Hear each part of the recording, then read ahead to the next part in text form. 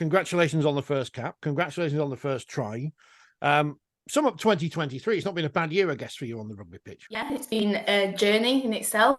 Got as much game time as I'd have hoped, but it's professional sport, isn't it? So we've got to compete against our teammates, but also enjoyed the journey, and I've enjoyed being part of the team and the team's success. And I've got to think back in 2019. So I'm still learning a sport and I'm still developing, and every year I've progressed and every year I've got better and better opportunities. So yeah, I think to get a cap at the end of this season has been fantastic. I mean, this is the thing, is that you didn't pick up a rugby ball till 2019. That's what York's Twitter feed says. So yeah, that sounds great. So that's 4 years, but actually, in reality, 2020 didn't happen for reasons we all know. So it's 3 years you've gone from nothing to, being part of a grand final winning squad, League Leaders Shield again, and an international player. It's not a bad few years, then, is it? Sometimes I forget to look at that when I'm maybe not. Maybe I think, I'm not where I should be, but I should actually just look back and think, well, actually, I've made a lot of progress in the time that I've been playing. So yeah. But not only have you made a lot of progress personally, but Wales Rugby League have as well. Obviously, the Northern Hemisphere nations do need an enhanced level of competition between them to match what we've been seeing from the Gillaroos and the Ferns. How have you found the similarities or differences between sort of the York squad and now being part of the Wales one?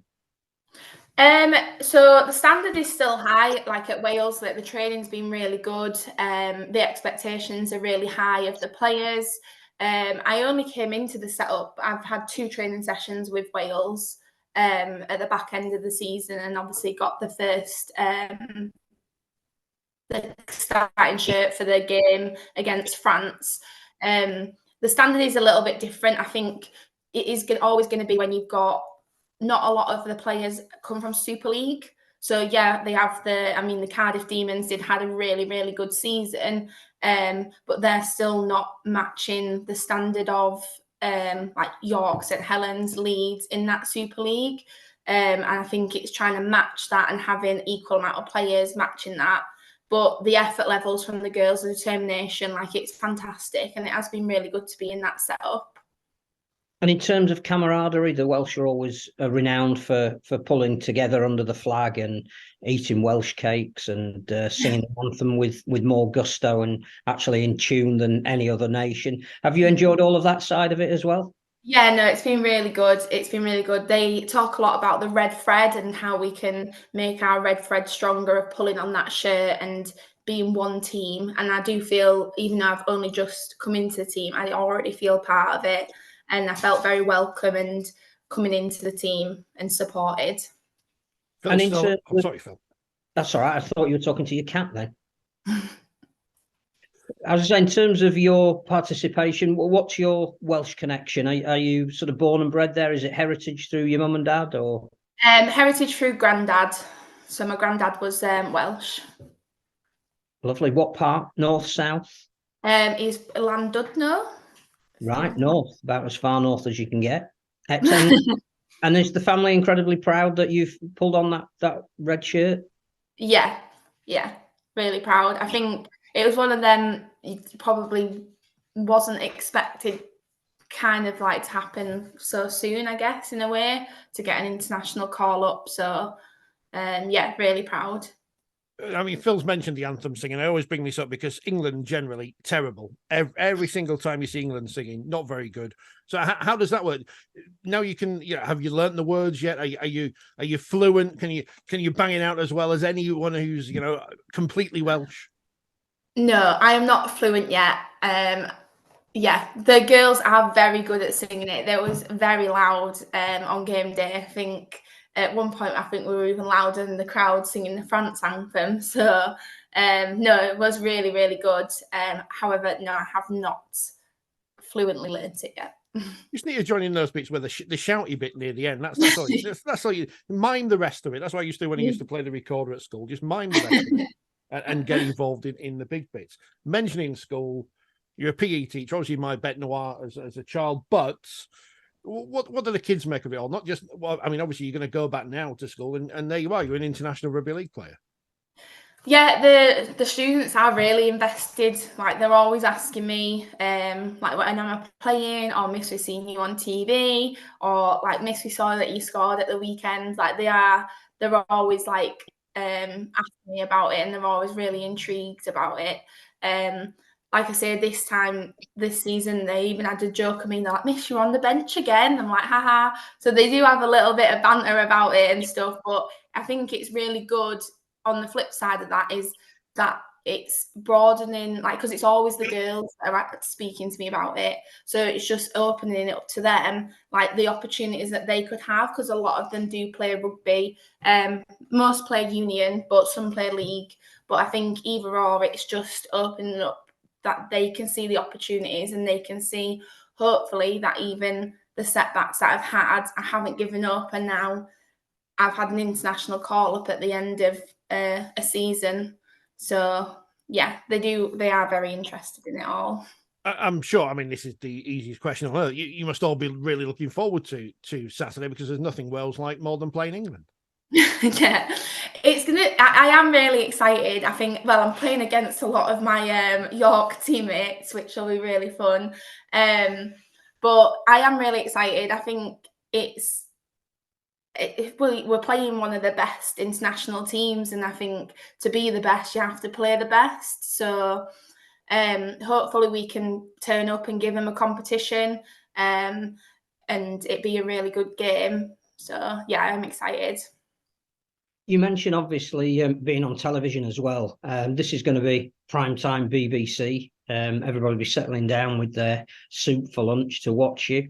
How exciting is that? That friends, relatives, everyone around the country can see how well you're playing this game at the moment. Yeah, it's really good. I think the women's game, like the growth it's had since even I started in 2019 to now, like even the opportunities in the Super League game where it's been broadcast on Sky, etc., and then to be broadcast on, like you say, mainstream TV, where a lot more people have opportunity to access it. It's amazing, and it's really good that people get to see the standard of the women's game. And in some ways, you've made the preparation for this game more difficult by playing the week before in France, which is something that I know Tom Brindle wants to do, to try and replicate when it comes around to World Cup qualification. However that looks at the moment, nobody really knows. But was that good to go to France a week before such a big game? You're obviously going to pick up the odd injury. You might still be feeling some bruises from it now as you prepare for the England game. Or is it exactly what you needed to gel and get yourselves match fit for Saturday? Yeah, I think personally, I think it's been really good. I think, one, to be able to play with the girls before going out on to the that main stage and on with the big cameras and playing England, and it's allowed us to review what we need to do better. So we were able to be like, right, well, that didn't work, or this worked really well, or we need to do this better. So Tom's already been on with putting things in the chat of things we need to focus on. We go into camp tomorrow, so I'm travelling down to Cardiff tomorrow for training. So it'll be good to be able to reflect and review the game, and then put the wrongs to rights, ready for Saturday. So I think it has been a good thing to do. You'll have played with some players for the first time then at the weekend. Who impressed you in that Wales squad, who we should be looking out for on Saturday? Oh God, there was a few, to be fair. Bethan Dainton, obviously she plays in Leeds as well. She was really good. The halfbacks, Caris and Ree, they're really good at getting the ball out. There was a couple of the forwards running hard. So yeah, no, there's quite a few in there that are standout players, and I think hopefully we can put a competition against England at the weekend. I mean, we were talking to Jodie Cunningham yesterday, and obviously she's got a job at the RFL as well as being the England captain, and part of that is developing the game. And it's important that we develop the countries around England and France so we have a stronger international setup, isn't it? Yeah, definitely. Yeah, I think obviously you've got the likes of Ireland. Obviously they're currently looking for a new coach as well. So I think building up the countries around England and having better international setup, like you say, is the way, like what we need to strive towards. Just in terms of how you think it's going to go on Saturday, I think England said they're expecting a very physical encounter from you for the first 20 minutes. I think they're looking at fitness maybe to wear you down. Have you thought about how the game's going to pan out over the 80 minutes?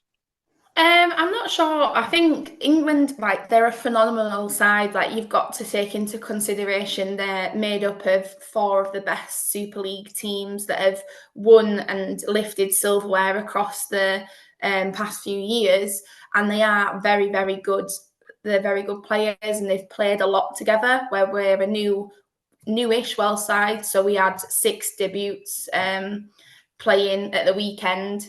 And I think for us as Wales, we just need to go and compete, put our bodies on the line, make it a physical game, but also make sure we're completing our sets. We're like putting them down the other end of the field, and we're making it hard for them to get up and score, and not making it an easy game. And I think it's all about, it's just that competition, and making sure we're doing everything we can to put ourselves in the best situation for that game, or in that game. And there were about 1,000 people, I think, at Carcassonne watching you. Obviously, a nice sunny French afternoon. There'll be probably 15,000 at Headingley on Saturday. It was bound to be raining. It'll be probably cold showers afterwards. Are you looking forward to that contrast? That 1 minute you're in the south of France sunning yourself, and the next minute you're in front of a fervent, passionate crowd in Leeds. Yeah, it wasn't actually as warm as you think in France. It was still had my hoodie on. So, but no, I think it's just, no matter, I just love playing. So I don't care if it's in the sun, the rain, whatever. It's just good to get out on the pitch, get out there with your teammates, and put on the performance that you can do. York, grand final winners, league leadership. I mean, you finally won the grand final, so that we can't talk about that anymore. Towie Jane Stanley said that after the finals. We can't say you don't win finals. You've done it now. League leader shield, signing players here and there, and then now you've signed players up to professional contracts. What's next? What can York do next? You're going to play a game on the moon or something? God knows what we can do next. I think it's fantastic what the club are doing. They're really like pushing the women's game, and I think if you asked any of the players, I don't think they would know what York are going to do next. I don't think we ever really know until it happens, and it's just as a big shock to us that it's happening as it is to everybody else. So the people that are working on in the background, like Clint, he really drives the club forward, and he has a big passion for us in the women's team. I almost don't want to put it this way, but are they almost shaming other clubs in the way they do things? Because there are men's Super League clubs who don't have the kind of investment, not just money-wise, but in terms of effort and energy into the women's game as York do in the Championship. I think it's one of them. It's like they can do it, so why not push the team forward, and why not like pave the pathway for other clubs to then follow? You mentioned that you're going down to Cardiff tomorrow to start your build up for this game. You mentioned also that quite a lot of the team are from Cardiff Demons, who've had a couple of really impressive seasons. Would you like to see them in the Women's Super League Division 1? Do you think that would help them develop, and maybe that they're ready to compete even at the bottom end of that Super League? Oh, definitely. I think, like I said before, you need to play the best to be the best. And I think when we played them as York against Cardiff Demons, they were a really good side. They were physical, and I can see that when I'm training with them as well. And I think to bring that standard up, we all need to be competing at a similar level. So I think they would benefit from coming into the Division 1 of Super League. And how many times have you watched your try from Sunday? I've not watched it that much, but my dad does keep my family have like a WhatsApp chat, and it does keep reappearing in there, or anything that's been mentioned about it goes straight into the WhatsApp chat before I've seen it. So my dad actually missed it live because his stream cut off. So he was a bit gutted. He said it cut off just before. It said it came back on as she was doing the kick, and he was like to my mum, "They're kicking at George's side. Do you think George has scored?" And then he said the family chat just started going, "Well done, Georgia." So yeah, he missed it, but it has been played a lot in the family chat. Yeah. So even though he's missed it live, he's had enough chance to catch up. Yes, and it's posted on his Facebook, like along with a million other photos from the weekend. So I mean, what happens if you score on Saturday? Is the WhatsApp group just going to explode? Probably. It's been great talking to you, Jordy. Anything else, Phil? Are you? No, I'm hoping that you're just going to have as good an experience playing in it as I think we're going to have watching it. There's a desperate need for a Northern Hemisphere rivalry, and it doesn't come much bigger than Wales and England. So all power to you. You have a wonderful time, and it leads to a lot of other international recognition. Enjoy Saturday. Enjoy the singing. We will. I was going to say good luck in Welsh, but I can't work out how to do it. I can't work out how to do it, and I don't want to upset any Welsh speakers watching. So, the very best of luck. We will see you on Saturday, and good luck for that and the season coming up with York. Thank you. See you later.